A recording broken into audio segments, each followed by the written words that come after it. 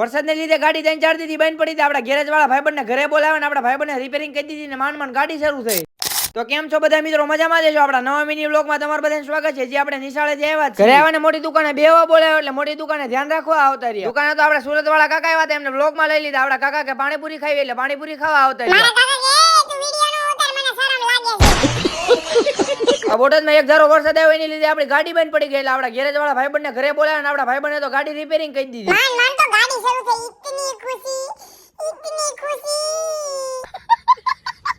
આપડી ગાડી હરખી થઈ ગઈ. ટ્યુશન નો ટાઈમ થઈ ગયો. ખંભે ઠેલો નાખ્યો ને ગાડી કાઢી નીકળી ગયા પાછા ટ્યુશન. ઘરે બધા ભાઈબંધ ભેગા થઈ. આજે બધા ભાઈબંધ પાછા ભેગા થઈ. બધા ભાઈબંધ કે 6 વાગે ટ્યુશન નો ટાઈમ થઈ ગયો એટલે બધા ભાઈબંધ ટ્યુશન માં આવતા રહ્યા. મળશું આપણે 2 કલાક પછી.